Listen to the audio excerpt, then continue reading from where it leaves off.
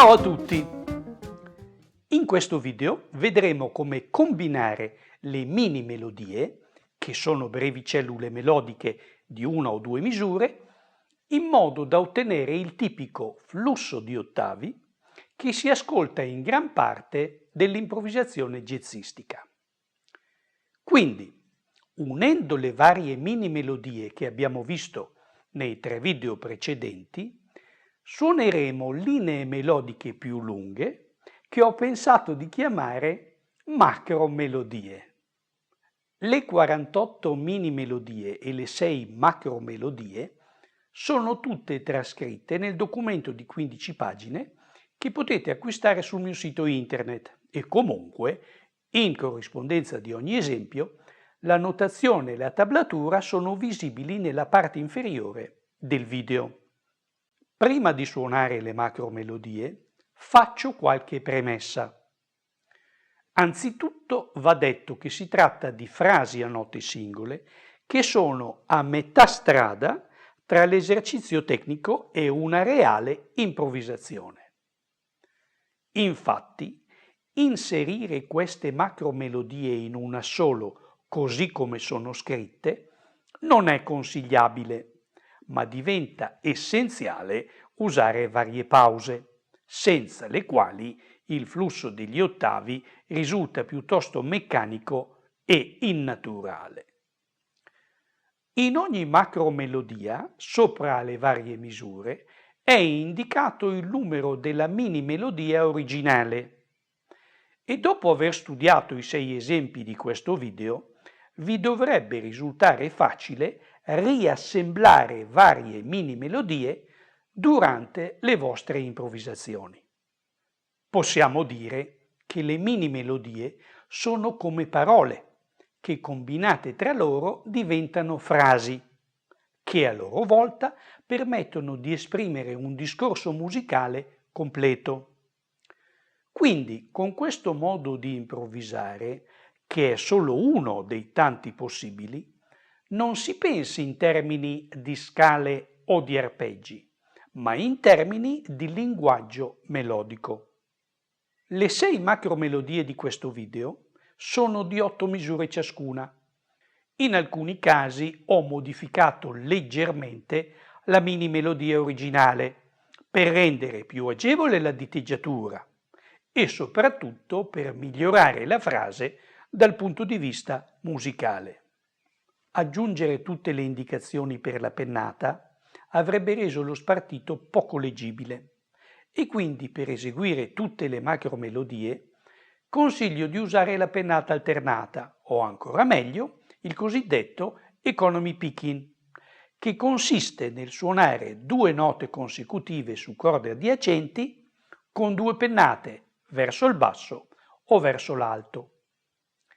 Avete anche totale libertà riguardo all'uso delle legature, come hammer-on, pull-off e slide, che oltretutto rendono queste macromelodie più interessanti e meno meccaniche. La diteggiatura indicata può essere cambiata a vostro piacimento e ad esempio varie note che suono con il mignolo possono essere suonate con l'anulare. Inizio con la prima macromelodia a pagina 13 del PDF.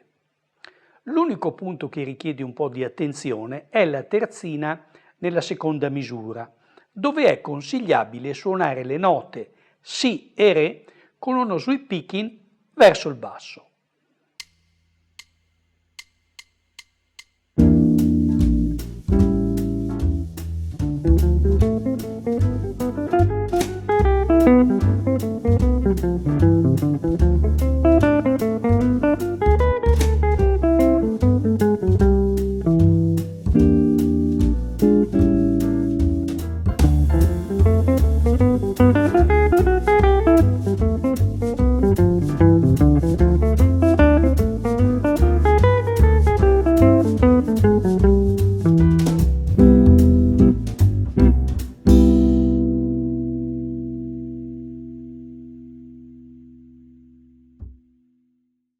La seconda macromelodia, sempre a pagina 13, contiene 3 passaggi cromatici suonati sulla seconda, terza e quarta corda, che rendono la frase leggermente dissonante.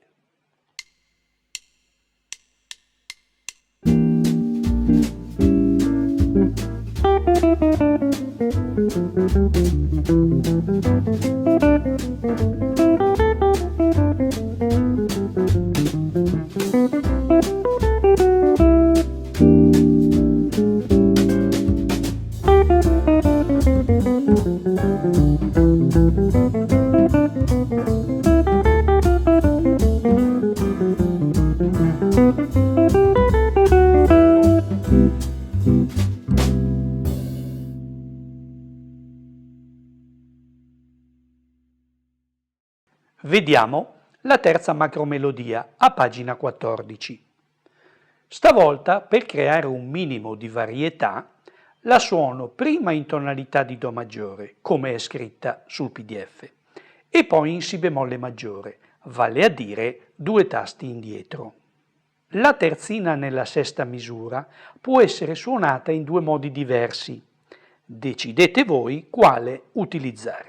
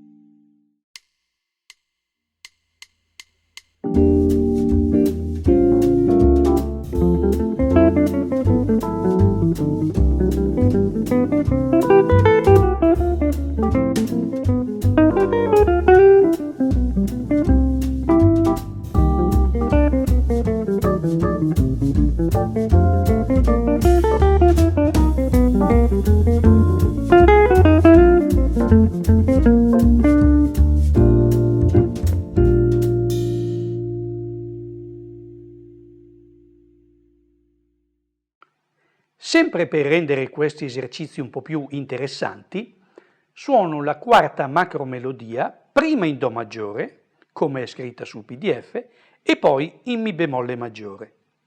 La possibilità che abbiamo noi chitarristi di trasportare qualsiasi linea melodica in altre tonalità semplicemente spostandosi sul manico, viene guardata con una certa invidia da parte dei sassofonisti, dei trombettisti e dei pianisti, che per ottenere la stessa cosa devono faticare non poco. Ecco tutta la quarta macromelodia che dura 16 misure.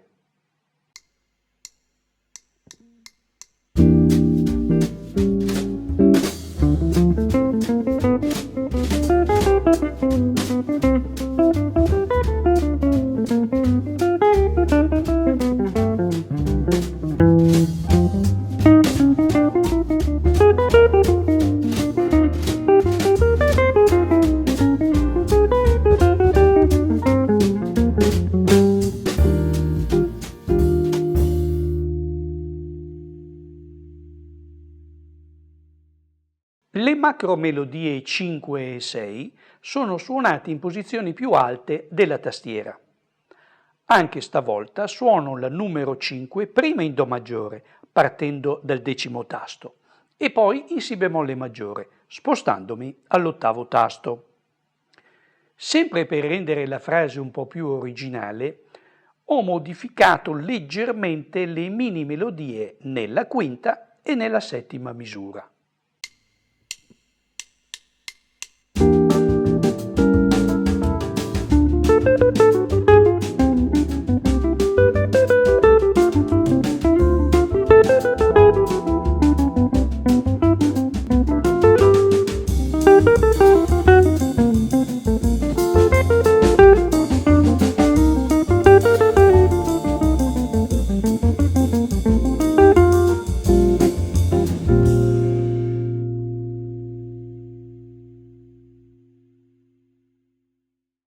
L'ultima macromelodia, la numero 6, contiene un paio di terzine che richiedono il solito sweep picking verso l'alto nella seconda misura e verso il basso nella sesta. Riuscire a suonare con precisione le terzine a una certa velocità è una caratteristica dei chitarristi professionisti e quindi portate pazienza se il risultato che ottengo io lascia un po' a desiderare. Come nell'esempio precedente, suono questa ultima macro melodia prima in Do e poi in Si bemolle maggiore.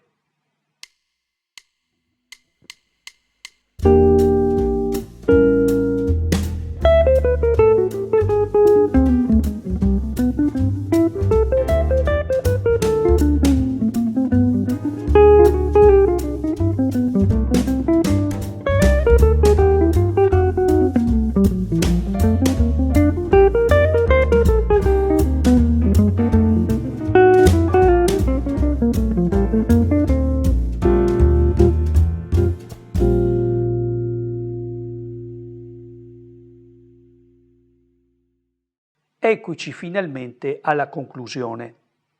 Nei 4 video dedicati alle mini e alle macro melodie ho cercato di dare alcuni suggerimenti per ottenere il flusso degli ottavi, del quale si parla nel video intitolato Il segreto del jazz. Una volta assimilate le varie mini e macro melodie, i passi successivi sono eseguirle lungo la tastiera in altre tonalità e suonarle sulle progressioni armoniche degli standard e sul blues, che sono il terreno ideale per sviluppare questo tipo di linguaggio. Come sempre vi invito a creare e a scrivere le vostre idee melodiche personali, che sono indispensabili per ottenere improvvisazioni autentiche e originali. Se pensate che le mini e le macro melodie siano effettivamente utili, fatemelo sapere nei commenti e cercherò di approfondire il discorso in altri video, magari dedicati alle tonalità minori e a progressioni armoniche diverse dal solito secondo quinto primo. Un ringraziamento formidabile a chi si iscrive al mio canale YouTube e alla prossima!